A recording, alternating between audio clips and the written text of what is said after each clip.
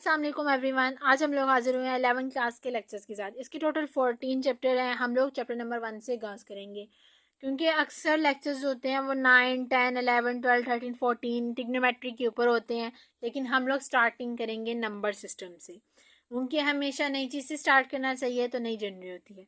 ठीक है, तो अब नंबर सिस्टम क्या है, ये कैसे ईजाद हुआ, इसकी हिस्ट्री के अबाउट भी पढ़ेंगे। सबसे पहले हम इसका इंट्रोडक्शन पढ़ेंगे, फिर हम इसकी थ्योरी के थ्रू आएंगे। ठीक है, हमारा प्रोसेस थोड़ा सा स्लो तो जाएगा, लेकिन इंशाल्लाह आपके सारे डाउट्स, आपके सारे क्लैरिफिकेशन सब कुछ क्लियर होगा। तो फर्स्ट आ जाते हैं हम नंबर सिस्टम की तरफ से।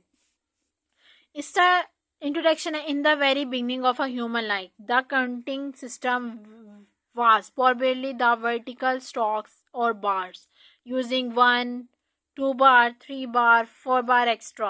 The Egyptians used a symbol 6 bar for the number of five finger of one hand. अब मैं आपको बताती हूँ कि जब स्टार्टिंग में नंबर सिस्टम ईजाद हुआ ना, तो बताऊँ क्या, लोगों ने पत्थरों के ऊपर ना लाइंस के साथ काउंटिंग स्टार्ट की, क्योंकि उस दौर में काउंटिंग का तो पता ही नहीं था। तो वो ना लाइंस लगाते थे पत्थर के ऊपर, और साथ जो जो लाइन लगाते जाते थे ना, उस तरह उनकी काउंटिंग होती जाती थी। लेकिन जो इजिप्शियन थे ना, जब इजिप्ट का दौर आया तो वहाँ पे क्या हुआ, उन्होंने ना देखा कि ये तो काउंटिंग बहुत पुरानी हो गई है। उनका रिमेम्बराइज करने का डिफरेंट तरीका था। अब जो होता था ना 5 लाइंस रिप्रेजेंटेशन होती थी, उन्हें वो कहते थे वन हैंड से, क्योंकि हमारे हाथ की कितनी उंगलियां होती हैं, 5।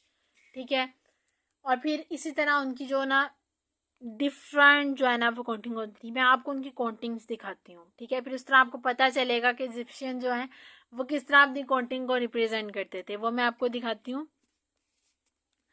ठीक है, अब ये देखें, यहाँ पे उन्होंने बताया हुआ है कि 1520वीं सदी, 50,000वीं सदी में इजिप्शियन ज़्यादा नंबर सिस्टम बेस्ड ऑन 10। उसके जो नंबर सिस्टम होते हैं ना, वो किस पे बेस्ड होते हैं, 10 तक। ठीक है, तो वो जो उसका 10 का सिंबल था ना, वो कुछ इस तरह यूज होता था, यूं। ठीक है, ये 10 के लिए यूज होता था। उसके बाद 9 from 100, the number of 13 and 324 was symbolize. अगर 13 लिखना होता था वो लिखते थे 10 3, और अगर उन्होंने सिंबल यूज करना होता था 329, तो वो क्या यूज करते थे, 9 9 9, फिर सिंबल 1 1, फिर सिंबल 1 1। ये 22 24, और ये 24, और ये 300। तो ये ना तब काउंटिंग बहुत कॉम्प्लिकेशन हो जाती थी, अक्सर काउंटिंग में मिस्टेक्स हो जाती थी। तो वो ये passing throw the of a time, फिर हम आ जाते हैं उस टाइम पे जब हमारे नंबर 1 2 3 से 10 तक आई। और ये जो 10 है ना, ये adopting as a counting system. आपको एक मज़े की बात आती है, हमारी जो काउंटिंग आज़ाद हुई थी ना, वो आज़ाद हुई थी 0 1 2 3 4 5 6 7 8 9 तक। इससे आगे काउंटिंग आज़ाद नहीं हुई थी। इससे आगे वही नंबर्स रिपीट हुए थे, यानी कि 1 को 0 के साथ करके 10, फिर 1 को 1 के साथ किया, फिर 1 को 1 के 2 के साथ, इस तरह 2 को 0 के साथ, 2 को 1 के साथ, 2 को 3 के साथ, 2 को 4 के साथ, 2 के साथ 5 के साथ, 3 के साथ, फिर 10 के साथ। इस तरह जो है ना वो नंबरिंग ईजाद हुई थी। हमारी जो रियल नंबरिंग है वो 0 से 9 तक है। आगे जो नंबरिंग है वो उन्हीं नंबरिंग को एक दूसरे के साथ रिपीट किया हुआ है। ये चीज़ आपने याद रखनी है, ये क्वेश्चन हो सकता है आपसे। The set of natural number, the set of numbers, जो नंबर्स का सेट था ना, उसी क्या कहते थे, natural number. The solution of a equation x plus 2 is equal to 2, यानी कि हमारे पास इक्वेशन का solution x plus 2 is equal to, ये इम्पॉसिबल होता था सेट ऑफ रैशनल नंबर में। तो हमने एक होल नंबर बना लिया। ठीक है, वो इंट्रोड्यूस हुआ, फिर जो सेट ऑफ होल नंबर था वो सेटिस्फाइड हो गया इस पे, x plus B is equal to B पे, और फिर हमने कहा कि a जो है वो ग्रेटर देन होना चाहिए b से, और ये हमारे पास होल नंबर। फिर हमने नेगेटिव इंटीजर्स को इंट्रोड्यूस करवाया, फिर हमने वो नेगेटिव और पॉजिटिव इंटीजर्स जब मिले तो फिर हमारे पास एक इंटीजर सेट बन गया। इस तरह फिर नए इंटीजर्स आए, फिर हमारे पास रैशनल नंबर आए, फिर हमारे पास इनरैशनल नंबर आए, और इस तरह हमारे पास जो है वो वैल्यूज आती गई। ठीक है, अब स्टार्ट में क्या था, स्टार्ट में हमारे जो दौर था, मैं आपको दोबारा से कहानी रिपीट करती हूँ। स्टार्ट में जब दौर था तब पत्थरों पे लाइनें लगा के काउंटिंग की जाती थी। उनके लोगों के पास भेड़ बकरियां होती थी, फिर उन्हें कैसे पता चलता था कि इतनी बकरियां वो लेके गए, इतनी बकरियां वो वापस लेके आए। लेकिन उससे पहले बताऊँ कि पत्थरों से काउंटिंग की जाती थी। पत्थर से ना, पत्थर रख रख के गिनती की जाती थी कि इतने इतने हैं। फिर पत्थरों पे लाइनें लगा के काउंटिंग की जाने लगी। उसके बाद इजिप्शियन का जब दौर आया ना, तो फिर उन्होंने काउंटिंग ईजाद की। उन्होंने 5, जब फिंगर थी उन्होंने उसे 5 का नाम दे दिया, हैंड का नाम दे दिया। फिर इस तरह उन्होंने डिफरेंट साइन बनाए। इजिप्शियन के दौर में मैं आपको उनके साइंस अभी निकाल के दिखाती हूँ, आप लोग टोटली शॉक्ड हो जाओगे कि इजिप्शियन के दौर में इतना इस तरह के साइन होते थे।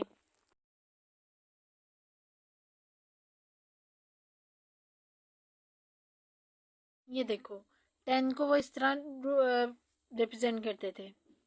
ठीक है, 100 को वो कॉइल ऑफ रूप से रिप्रेजेंट करते थे, और 1000 को वो रिप्रेजेंट करते थे लोटिक फ्लावर से। और जो 10,000 था ना, जब हम किसी के ऊपर पॉइंट करते हैं ना फिंगर से, इस तरह पॉइंट करते हैं, वो 10,000 का पॉइंट था। ठीक है, और ये इजिप्शियंस के सारे साइन हैं। ठीक है, अब आप अंदाज़ा लगाओ कि जब आप कोई काउंटिंग बड़ी वाली लिखते थे, लेकिन मैं लिखती हूँ 4296, तो इसे इजिप्शियन स्टाइल में कैसे लिखते हैं। 46 है ना, 40 पहले मेरे पास आ जाएगा, 46,000,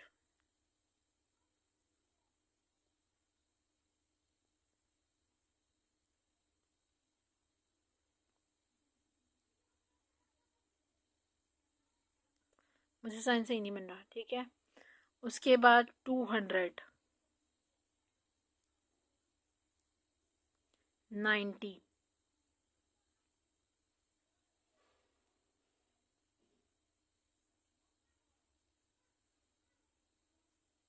6। मतलब इतना मुश्किल होता था उन साइंस को रिप्रेजेंट करना। फिर अब आप खुद ही अंदाज़ा लगा लो कि कितना कॉम्प्लिकेटेड होता था कि उन साइंस के याद रखना कि किसका कौन सा साइन है, और अगर ज़रा सी भी गलती हो जाती थी तो फिर वो कितनी बड़ी बड़ी सज़ा भी देते थे। ठीक है, लाइक अगर आप इसका कोई साइन भूल जाओ, लाइक 10,000 की जगह 100 का साइन लगा दो, क्योंकि मुझे ये साइन नहीं याद होते, मैं भूल जाती हूँ, क्योंकि हम लोगों ने कभी ये साइन पढ़े ही नहीं है। हमें सिंपल काउंटिंग 1 2 3, फिर बाद में काउंटिंग ईजाद हुई। ठीक है, तो वो ईजाद हुई 0 1 2 3 4 5 6 7 8 9, हमारी रियल काउंटिंग ये है। ठीक है, फिर रैशनल नंबर ईजाद हुआ, नेचुरल नंबर से होल नंबर ईजाद हुआ, होल नंबर से इंटीजर ईजाद हुआ, क्योंकि हमने नेगेटिव नंबर भी निकाल लिया तो फिर हमने पॉजिटिव और नेगेटिव इंटीजर कर दिया। फिर रैशनल नंबर ईजाद हुआ, तो फिर इनरैशनल नंबर ईजाद हुआ। इस तरह जो है ना हमारी काउंटिंग की शुरुआत हुई। अब आ जाते हैं नेचुरल नंबर क्या है।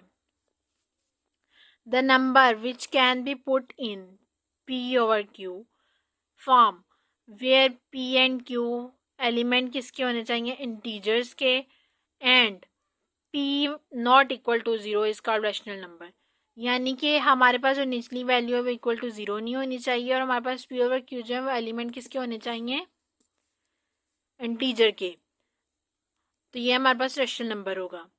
और उसके बाद इधर आ जाता है कि अगर हमारे पास इनरेशनल वो होता है not put in the form, कि ये हमारे पास किस फॉर्म में पुट ना हो रहे हो, P/Q की फॉर्म में, वेयर P/Q ये एलिमेंट होना चाहिए और एंड, और ये वही चीज़ है, लेकिन यहाँ पे ये उधर हमारे पास P/Q की फॉर्म में होने चाहिए, यहाँ पे P/Q की फॉर्म में नहीं होने चाहिए, और ये इनरेशनल होने चाहिए। यानी कि ये सो ऑन चलते जा रहे हैं। रेशनल वो होते हैं जो जिनके हमारे पास पॉइंट स्टॉप हो जाता है एक जगह पे। इनरेशनल वो होते हैं जिनका हमारे पास पॉइंट स्टॉप नहीं होता, वो सो ऑन चलते जा रहे होते हैं। लाइक आप अक्सर क्वेश्चन कर रहे होते हैं, आपके पास 0.3333333, तो वो आपके पास इन रैशनल आ जाता है। अगर आपके पास रुक जाए 3 पे, आपको पॉइंट की ज़रूरत ही ना पड़े, तो आपके पास रैशनल नंबर आ जाता है। तो इसे शुरू करने से पहले आपको रैशनल इनरैशनल की पहचान होनी चाहिए, ठीक है। मैं आपको आप स्टेप उसमें आ गए हैं जहाँ पे आपने बेसिक पढ़ लिया 9th-10th में। अब आप आ गए हैं एक जूनियर क्लास में, ठीक है। आगे आपकी रियल लाइफ स्टार्ट हो जानी है जब आपने इन क्लासेस से निकलना है। तो वहाँ पे इतना फोकस नहीं होता। ये जो क्लास है ना 11-12, इधर थोड़ा सा फोकस चाहिए।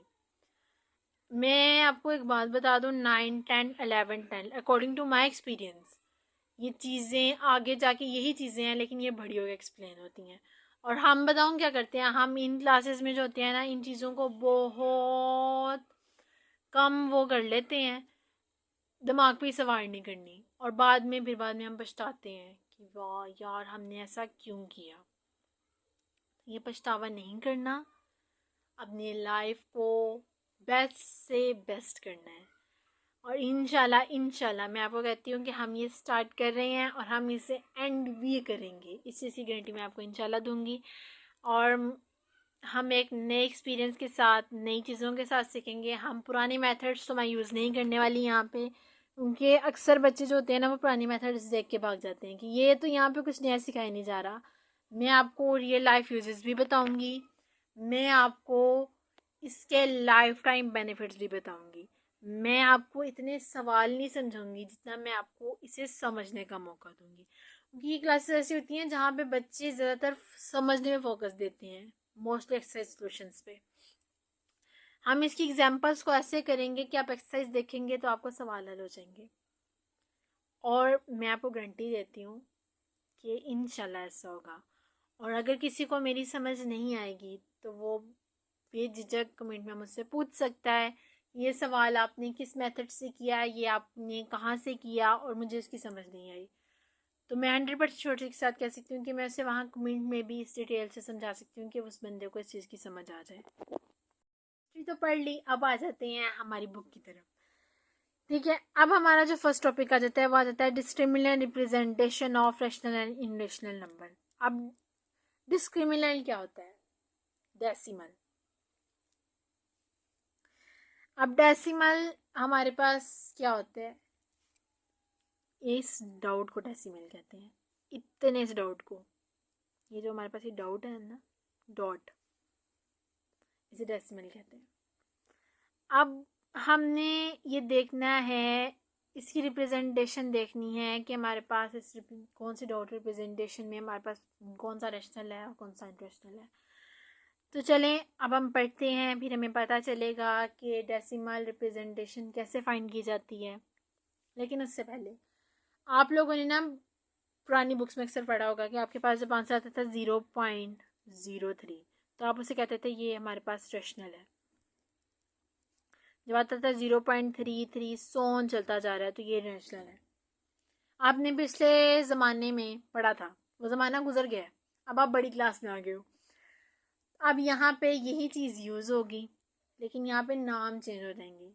तो कंफ्यूज नहीं होना, जस्ट आपने अपनी प्रीवियस मेथड्स को माइंड में रखना है। मैं प्रीवियस मेथड में बताऊंगी, मैं कोशिश करूंगी कि जो क्वेश्चंस आ रहे हैं मैं आपको ओल्ड बुक से खोल के भी दिखाऊं कि ये क्वेश्चन आपने कहाँ पे कैसे किया था, आपको कैसे समझ आई थी।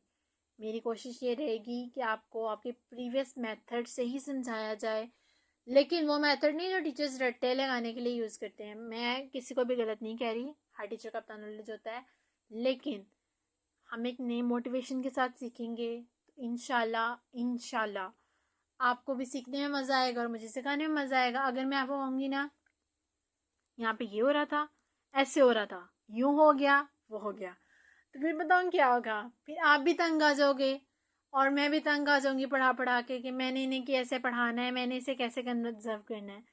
मैं भी एक स्टूडेंट हूँ, ठीक है, लाइफ से गुजर के आई हूँ। सो मुझे पता है मैथ बहुत से बच्चों को बोरिंग लगता है, बहुत से बच्चे भागू होते हैं, but that's is my favourite subject. So मैं भागू नहीं हूँ, लेकिन मैं कोशिश करूँगी कि आपका भी फेवरेट हो, चाहे पढ़ाई तक ही फेवरेट हो, लेकिन हो आप कुछ घंटे पढ़ सकें, इतना बर्दाश्त हो जाएगा आपको। और मुझे लगता है मुझे इतना बर्दाश्त कर लेंगे, 1 घंटा हर कोई बर्दाश्त कर लेता है किसी ना किसी को। तो चलें मैथ को एज अ गेस्ट लेके पढ़ते हैं कि आपके पास एक गेस्ट आया है, आपने उससे बैठ के 1 घंटा सुनना है।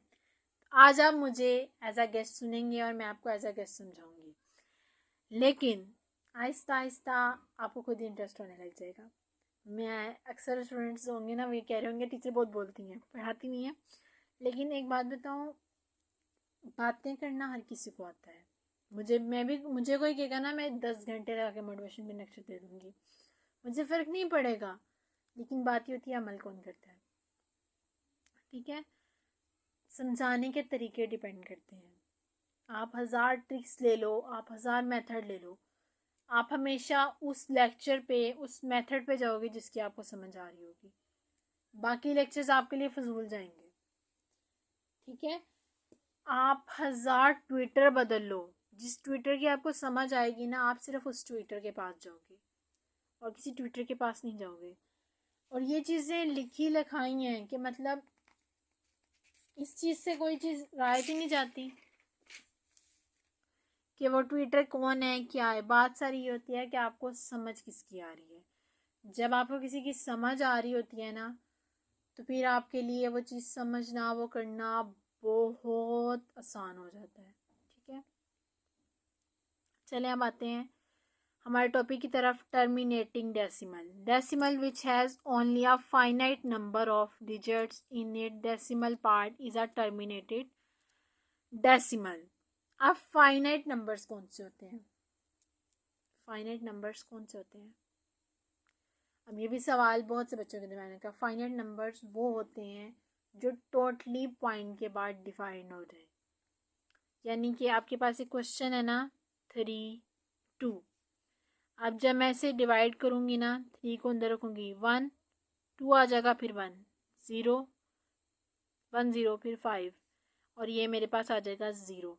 तो ये जो मेरे पास 1.5 है ना, ये मेरे पास क्या है? Finite number. ठीक है, ये मेरे पास एक फाइनाइट नंबर था।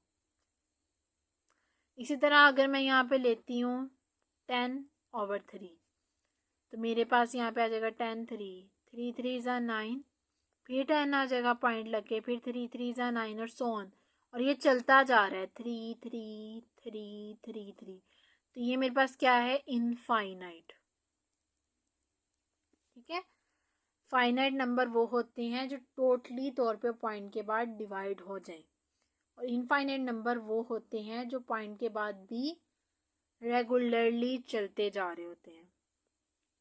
ठीक है, अब यहाँ पे ये देखो, फॉर एग्जांपल 202.04 257.011। अब यहाँ पे नोट आ गया है, terminated decimals can be converted into common fractions, they are rational. जो टर्मिनेटेड डेसिमल्स होते हैं ना, वो कॉमन फ्रैक्शन में जो है ना, वो कन्वर्ट हो जाते हैं। अगर वो कॉमन फ्रैक्शन में कन्वर्ट हो जाए तो वो हमारे पास क्या होते हैं? रैशनल नंबर हो जाते हैं। अब आ जाते हैं रिक्वायरिंग और पीरियोडिक डेसिमल। अब रिक्वायरिंग डेसिमल्स क्या होते हैं? जो चलते जाते हैं, सो ऑन चलते जाते हैं। ठीक है, a decimal in which one and more digit represented infinitely is the required decimals and periodic decimals. जैसे 2.3 सो ऑन, 0.142851 142851, इस तरह सो ऑन चलते जा रहे हैं, 0.0212121। और ये आ जाता है, ये जो पीरियोडिक डेसिमल्स होते हैं can be converted to common fraction, तो ये भी हमारे पास रैशनल होते हैं। ठीक है, अब आ जाते हैं इसके नॉट टर्मिनेटेड और नॉन पीरियोडिक डेसिमल्स पे। ठीक है, अब यहाँ पे जो है ना, यहाँ पे वैल्यूज़ जो है वो रिपीट हो रही थी। ये देखो 3 3 3 2 1 2 1 2 1, और ये भी वैल्यू रिपीट हो रही थी। ठीक है, और जो नॉन टर्मिनेटेड और नॉन पीरियोडिक होते हैं वो कौन से होते हैं? अ नॉन टर्मिनेटेड और non periodic is a decimated which is non terminate और इट नॉन रिकवरी। अब जो पीरियोडिक डेसिमल्स थे वो हमारे पास रिपीट हो रहे थे। अब यहाँ पे रिपीट भी नहीं होते, यहाँ पे वो फाइनाइट भी नहीं होते, और वो सो ऑन चलते जाते हैं, लाइक पाई, ई की वैल्यू, और सो ऑन एक्स्ट्रा। अब इसका नोट देख लेते हैं, non terminated and non required decimals can not be converted into common fraction, they are irrational, कि वो कॉमन फ्रैक्शन में चेंज नहीं हो सकते, फर्स्ट पॉइंट आ जाएगा, और वो इनरेशनल होते हैं। ठीक है, एक तो वो इनफाइनाइट होते हैं, दूसरा वो रिपीट नहीं हो रहे होते, तीसरा वो कॉमन फ्रैक्शन में चेंज नहीं हो सकते। लेकिन पीरियोडिक और टर्मिनेटिंग कॉमन फ्रैक्शन में चेंज हो सकते हैं, तो वो रैशनल होते हैं। उसके बाद under root n is a irrational, और एन जो है हमारे पास प्राइम नंबर है। सेकंड हमारे पास जो पाई होता है वो constant ratio of a circumference of any circle of a length होता है, तो हमारे पास आ जाता है सर्कमफ्रेंस ऑफ एनी सर्कल और लेंथ ऑफ ए डिटर्मिनेंट, तो हम इसकी अप्रोक्सीमेटली वैल्यू 22/7 लेते हैं। उसके बाद इसकी बेटर अप्रोक्सीमेटली वैल्यू जो होती है वो 335/13 होती है, यानी कि 3.1415। ये दोनों वैल्यूज जो है ना, ये आपने क्या रखनी है, रिमेंबर, और एक ये वैल्यू भी अपनी रिमेंबर रखनी है, क्योंकि ये जो वैल्यूज है ना ई की और पाई की, ये आगे मोस्टली जगहों पे यूज़ होंगी। ठीक है, और अगर आपको याद होगा तो आप इजीली कर लोगे, लेकिन अगर आप इसे भूल जाओगे ना, फिर आपके लिए मुश्किल आ सकती है। ठीक है, उसके बाद नेक्स्ट हो जाता है the better of a pi correct is 5 lakh decimals points has B determinate with the help of computer. ये उसकी जो वैल्यू करेक्ट वैल्यू है ना पाई की, वो 5 lakh डेसिमल प्लेस पे डिटरमिन करती है। ये आपसे एमसीक्यूज पूछा जा सकता है।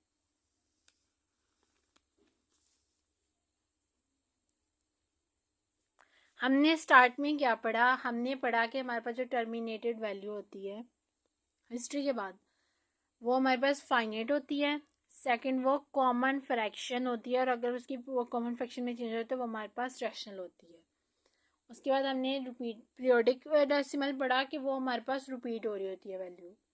ठीक है, और वो कॉमन फ्रैक्शन में चेंज होती है वो रैशनल होती है। लेकिन हमारे पास इन पीरियोडिक और नॉन टर्मिनेटिंग में क्या होता है कि वो इनफाइनाइट होते हैं, दूसरा वो उसकी वैल्यूज रिपीट नहीं होती, तीसरा वो कॉमन फ्रैक्शन में चेंज नहीं हो सकते, और उसके बाद जो अंडर रूट 10 होता है ना, वो हमारे पास रैशनल नंबर होता है, इन रैशनल नंबर होता है।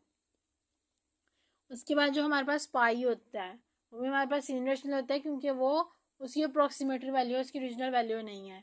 उसकी दो अप्रॉक्सीमेटरी वैल्यू है, फर्स्ट वैल्यू 22/7, और थर्ड है जो हमारे पास है वो 335/113, और इसकी जो रियल वैल्यू है ना करेक्ट वैल्यू ऑफ पाई, वो 5 lakh डेसिमल पॉइंट्स एग्जिस्ट करती है, और ये हमने किससे फाइंड किया है, कंप्यूटर के जरिए फाइंड किया है।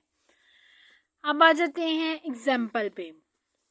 उन्होंने हमें क्या है कि हमें अंडर रूट प्रूफ करना है, under root 2 is an irrational number. अब यहाँ पे हमने इससे रैशनल नंबर सपोज कर लिया, ऑपोजिट सपोज किया, तो रैशनल नंबर किसके इक्वल होता है, P/Q के। हमने उसका फार्मूला वो कंडीशंस लगाएंगे, P/Q जो है इंटीजर होना चाहिए, और दूसरा ये नॉन इक्वल टू 0 होना चाहिए। जब मैंने स्केयर लिया तो मेरे पास आ गया 2 P² Q², P उधर चला गया, 2 इधर आके मल्टीप्लाई हो गया, इस तरह मेरे पास बन गई question number 1। P² is divisible by 2, तो P² is also divisible by 2, यानी कि अगर आप हमारे पास P जो है, अब ये डिविजिबल कैसे है, अब देखो जब P2 पे डिवाइड होगा तो कोई ना कोई Q आएगा। ठीक है, तो जब P² 2 पे डिवाइड होगा तो कोई ना कोई Q² आएगा। नंबर सिस्टम है ना, देखो एक चीज डिवाइड हो रही है तो आपके पास कोई ना कोई क्वेश्चन तो आएगा ना उसके लिए। अब जैसे मैं यहाँ पे 2 को डिवाइड कर रही हूँ 3 पे, सॉरी 3 को डिवाइड कर रही हूँ 2 पे,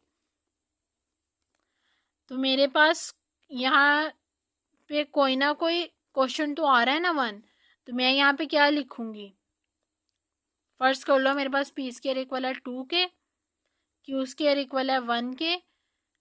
ठीक है, और मेरे पास 2 जो है वो वैल्यू है, तो मेरे पास आ जाएगा P² is equal to 2Q², तो 2 इज इक्वल टू 1, तो मेरे पास 2 इज इक्वल आ जाएगा 2 के। क्या आ रहा है, डिविजिबल आ रहा है। तो यहाँ पे उन्होंने कहा कि अगर हमारे पास पी स्क्वायर की वैल्यू डिविजिबल आती है ना 2k, तो ऑब्वियसली पी की वैल्यू भी डिविजिबल होगी 2k। तो अगर वो पी की वैल्यू डिविजिबल है 2k, तो फिर वो किसी ना किसी एम पे डिविजिबल होगी। तो ये हमारे पास हो गया क्वेश्चन नंबर 2, और हमने एम किधर से लिया, इंटीजर से लिया। तो अब मैं यहाँ पे दोनों वैल्यूज जो है वो डिविजिबल है एक दूसरे के, तो मैं इन्हें इक्वल ले लूँगी। तो मेरे पास आ जाएगा 2, कैसे, ये देखो मेरे पास यहाँ पे था √2 is equal to P Q, ठीक है। उसके बाद मैंने जब स्केयर लिया दोनों तरफ, तो मेरे पास आ गया 2 is equal to P square over Q square. तो मेरे पास पी स्केयर इक्वल आ गया 2 क्यू स्केयर की, ये चीज़ आ गई। तो मैंने यहाँ पे क्या कह दिया है कि अगर पी स्केयर जो है वो डिविजिबल है 2k, तो फिर पी भी डिविजिबल होना चाहिए 2k, यानी कि अगर पी स्केयर जो है इज डिवाइड बाय 2, डिविजिबल का मतलब होता है डिवाइड, डिविजिबल, तो फिर p जो है ना वो भी आल्सो डिविजिबल है 2k। तो फिर मैं यहाँ पे ले लूँगी कोई भी, ये मेरे पास इक्वेशन नंबर 1 है, तो फिर मेरे पास p इज इक्वल आ जाएगा 2m के, तो ये मेरे पास इक्वेशन नंबर 2 है। अब ये भी p है, ये भी p है, तो जब मैं इन दोनों को इक्वल लिखूँगी, पी स्केयर इक्वल आ रहा है p के, तो फिर यहाँ पे मेरे पास आ जाएगा 2q का square is equal to 2m। तो मेरे पास यहाँ पे क्या आ जाएगा, p स्केयर है ना, ठीक है। तो मेरे पास यहाँ पे क्या आ जाएगा, अच्छा ये जो इक्वेशन आ रही है ना, इसे p की जगह पे पुट करो। ये देखो P square is equal to 2q square, P square की जगह पुट करेंगे 2m को, q स्केयर 4m स्केयर आ जाएगा is equal to 2q square, ये चीज़ आ गई। अब ये जो 2 है ये तो जाके डिवाइड होगा, तो मेरे पास q स्केयर इज इक्वल आ जाएगा 2m स्केयर के। तो फिर मेरे पास क्या आ जाएगा कि q स्केयर भी जो है वो डिविजिबल है 2 के, तो फिर q भी क्या है, वो भी आल्सो डिविजिबल होगा 2 के, ठीक है। जब मेरे पास q भी डिविजिबल आ गया 2 के, तो फिर मेरे पास p और q जो वो बहुत डिविजिबल है 2 के, तो फिर हमारे पास जो कंट्राडिक्शन आ जाएगी वो नॉन कॉमन फैक्टर आ जाएगा एक्सेप्ट 1 की। तो फिर ये हमारे पास इनरेशनल है, हमारी सपोजिशन जो है वो रोंग हो गई है, ठीक है। इसी तरह हमने √3 में देखना है। चलो अब हम √3 में देखते हैं, ये हम खुद देखते हैं, ओके। अब मेरे पास √3 है, ठीक है, इसे मैं इक्वल ले लेती हूँ इंटीजर के p ओवर q के। तो हमारे पास इंस्ट्रक्शंस क्या होती हैं, वेयर p एंड, ये मेरे पास कौन सी एग्जांपल है, example number 3, p and q element होना चाहिए एंड q होना चाहिए नॉन इक्वल टू 0, ठीक है। अब मैं स्केयर ले लूँगी दोनों तरफ,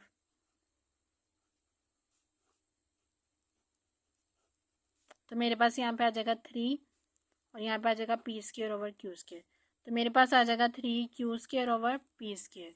तो फिर मैं यहाँ पे मैं कह सकती हूँ कि p स्केयर जो है इज डिविजिबल बाय 3, लेकिन √3 को सॉल्व करने से पहले मैंने इसे क्या कहना है, ये मेरे पास रैशनल है। इन रैशनल प्रूव करने के लिए मैंने इसे रैशनल किया, सपोज किया मैंने इसे रैशनल। तो फिर मेरे पास p जो है वो भी आल्सो डिविजिबल होगा 3 के। तो फिर मेरे पास p इक्वल आएगा किसी भी 3n के, ये मैं पुट कर दूंगी जब इक्वेशन 1 में। तो मेरे पास 3q का स्केयर एज इट इज़, और ये मेरे पास आ जाएगा 3n का स्केयर, 3q का स्केयर ऐसे ही, ये मेरे पास आ जाएगा 9n स्केयर। तो मेरे पास q का स्केयर इक्वल आ जाएगा 3n स्केयर। तो फिर मेरे पास q square is also divisible by 3, तो फिर q भी मेरे पास डिविजिबल होगा। तो हमारी जो कंट्राडिक्शन है वो रोंग हो गई है, और हमारी जब कंट्राडिक्शन रोंग हो गई है तो ये हमारे पास इनरेशनल है, ठीक है। अब नेक्स्ट आ जाते हैं बाइनरी ऑपरेटर क्या होते हैं। अब बाइनरी ऑपरेटर्स जो अक्सर हम लोग पढ़ते हैं वहाँ पे कंप्यूटर में, वो हमारे पास होते हैं 0 1। लेकिन मैथ में बाइनरी ऑपरेशंस क्या होते हैं? मैथ में बाइनरी ऑपरेशंस होते हैं मल्टीप्लिकेशन एंड एडिशन।